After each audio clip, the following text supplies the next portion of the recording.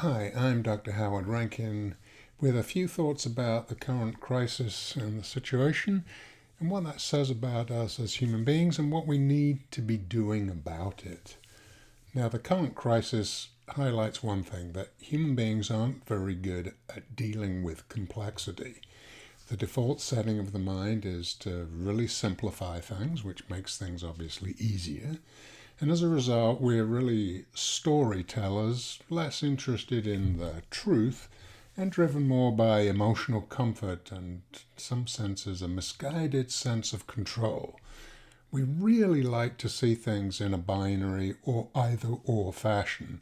And I think this crisis shows the problems of doing that, because on the one hand we have economic considerations and on the other we have public health considerations, and they seem to be pulling us in two different directions, or can be. And we're so used to seeing things in a binary way, partly because of the limitations, I believe, of the human consciousness up until this point in human history, that this creates a problem for us. The binary way of looking at things is very easy. Take a football or soccer or pretty much any game you want. You have one team on one side of the field and one team on the other. But a complex situation is like watching that field where there are actually a dozen teams on the field all trying to play against each other at a time. Imagine, you can't even imagine what that would be like. And then there's probably another dozen teams you can't even see who are there. And so we can't deal with that very well. And we like to go into these binary solutions, choosing one thing or another. But complexity doesn't really allow for that very effectively. Now, for sure, these are difficult times, but difficult times are often the opportunity to revisit our thinking, our actions, and our very lives. And one thing this crisis, like other crises, reinforces is that we don't have as much control over our lives as we like to think we do. Now, accepting that fact rather than being scared of it is, I believe, the secret to successful resilience, adaptation, and wisdom. And so this crisis does allow us, or gives us the opportunity to evaluate ourselves. Because in this crisis, the most important thing actually, and the media is not going to talk really about this, the most important thing in this crisis is you. Each one of us are important. And it's a time, rather than looking at, is this a conspiracy theory? Did the Chinese know this? What's the Democratic or the Republican Party doing about this? And all of those things over which you have about zero control at the moment, to look at ourselves. How are we dealing with this personally? This is an opportunity to look at ourselves and the way we think, and all sorts of things that can improve us and actually prepare us for future crises. I know, and I've been there myself, that when bad things happen to you, the absolute tendency, the default setting of the mind is look to other people and what other people are doing and how they screwed everything up for you. And it's all their fault. Well, it may be, but that's not the point. I've been in a very difficult situation where I was not only lost my profession, shamed, humiliated, disgraced, and I was angry at myself, and I was angry at other people. But the moment I stopped and said, there's no point to this. The point is, what am I going to make of this? How do I turn this into something positive? What am I meant to learn from this? Because that will give me confidence. That will give me a skill set that I can use in any crisis. Let's not fall into the one of the biases, cognitive biases, the just world bias, which everything should be equal and fair, and it isn't. And probably no amount of thinking about it by you necessarily is going to change that. As Stephen Covey says in his famous book, The 7 Habits of Highly Effective People, you have the circle of concern, all of the things you're interested in and concerned about. And then you have the circle of influence, all the things that you can actually do something about. And he encourages us and shows that effective people stay in the circle of influence, because you can waste a heck of a lot of time and energy in that other circle where you really don't have resources. Yeah, you might be able to vote come an election time, but right now is an opportunity. Any crisis is an opportunity to look at yourself. Ask yourself questions. Are you taking care of yourself physically? What about your mental health? Are you taking care of that? I mean, let's not forget that in this crisis, the pre-existing conditions have been critical. What's your pre-existing condition? Are you healthy? Have you taken that time for yourself? Does your family do that? I mean, this particular virus has been harsh on seniors. The next one might be harsh on young kids. Are your kids healthy? Are they doing healthy things? What about other things? Do you stop to consider your normal ways of thinking and your opinions and your biases? We've all got them. Do you stop to think of that? What about your relationship with money? Do you ever stop to think of that? And of course, that is a huge issue in this crisis. Now, I'm not minimizing in any way the crisis faced by millions of us. Financial problems are really stressful, very stressful. But the relief of financial problems is relief. It's not happiness. Now, you may say, well, let me get the relief first, and I get it, totally understand it. But in the big picture, what are your relationships like? Could you improve them? How could you improve them? Crisis is meant to get us to think about those things. And unfortunately, it's too easy to be distracted and look at all the other things that are going on, getting on social media and giving our opinions and all of that. And that's okay, but are you taking the opportunity to look at this? Because I'm not sure the world's going to go back to the way you might think it's going back. Because one thing we will have in our consciousness and our experience, the experience of this virus. When's the next one coming? 2 years, 10 years, 20 years? Who's it going to affect? Am I ready? Am I ready in every way? Can I protect my kids? Happiness. What's my purpose in life? What's the meaning and purpose of my life? What am I doing?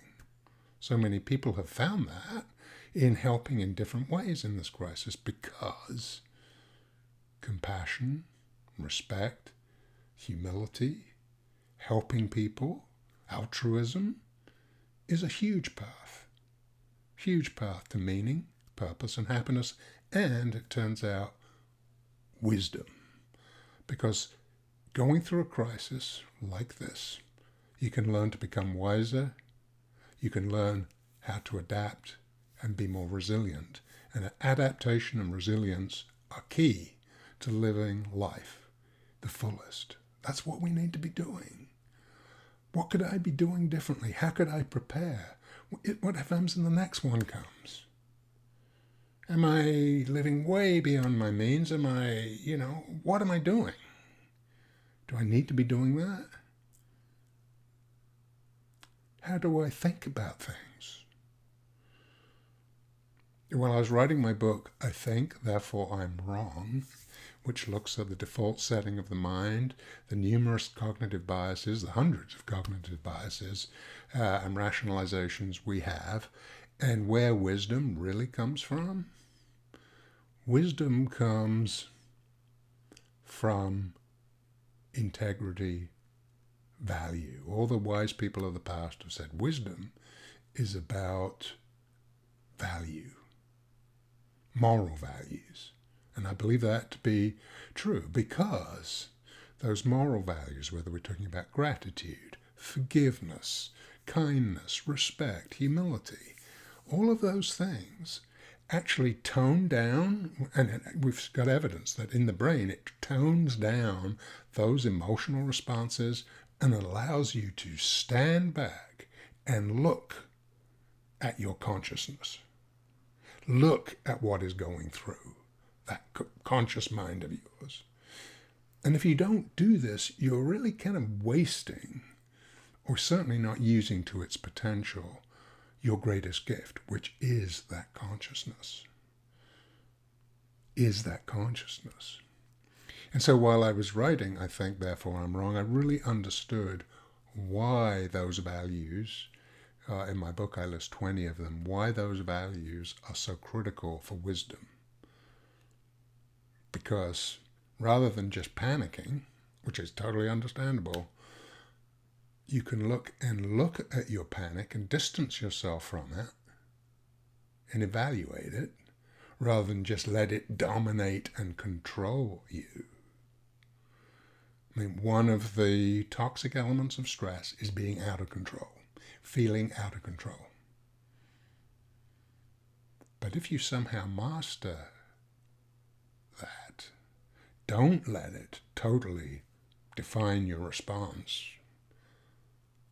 then you have enormous power. Now, it takes various things like these virtues, and one thing it takes is two things, actually. Acceptance. Here's the situation. I can talk about what other people are doing about it, and I can politicize it, and I can go on media and, yell at people or whatever. You can do that if you want. Not very helpful and distracting from the key issue here is, what am I going to do about it? What am I going to do about it? What does this situation tell me? And that requires also courage. Requires courage. And so situations like this allow us opportunities to find ourselves in a way. I mean, if Viktor Frankl can find meaning in the hell of a concentration camp, then surely we can also find meaning in our daily lives. We have to find that for us, and even in this very difficult situation right now. Or, as Martin Luther King famously said, the measure of a man is not where he stands at moments of comfort and convenience, but where he stands at times of crisis and controversy. We need to be able to stand back and look at ourselves, improve our courage, learn resilience. I've worked with people who've been through horrendous things. I worked with a family who escaped the war in Kosovo in the late 90s and suffered just horrendous stuff. Finally managed to get over to the United States, lived in New Jersey, and one night their apartment building burnt down. And so everyone rushed out and they were in the street, and the locals were moaning and complaining and crying, and was totally understandable. And they were looking there saying, just another thing. I've been there. I've been shot at. I've been chased. I've been bombed. Now, you don't have to go through those hard things to develop that. You can develop it by consciously taking these difficult situations and looking at yourself. What does this say about my life right now? How can I improve? Am I taking care of myself? What do I want the rest of my life to look like? What's my meaning and purpose? But we get distracted. It's so easy. Those are the questions that you're not going to find in the media. And it's so much easier to watch and blame other people and talk about what other people are doing and what have you. But the real issue is, what are you doing? What are you doing? What could you be doing differently? What are you going to learn from this? So that's my take. Life's tough, and the toughest situations actually generally give you the best lessons you've had and the most valuable ones. Sure, education's expensive, but you might as well get educated. So in my book, I Think, Therefore I'm Wrong, I do look at the default setting in the mind and the things that make it easy for us to, the default setting that makes it easy for us to get distracted, binary thinking, cognitive bias. And we really need to understand that. And as part of my attempt to perhaps help you on your journey here, I have made the ebook version of I Think, Therefore I'm Wrong, which is available on the link below at Amazon. I made that free for the next few days, so you can go and download it. And if you're interested, explore this topic a little bit more about how you can develop resilience, how you can be more adaptive, and frankly, wiser. So stay well. Stay safe. It's a tough situation, but a tough situation calls for courage and discipline and opportunity. And the opportunity here is to look at yourself and say, in your life, what could be different? How could I make this better? Because the world's not going to do that for you. You're going to have to do it yourself. Thank you for watching.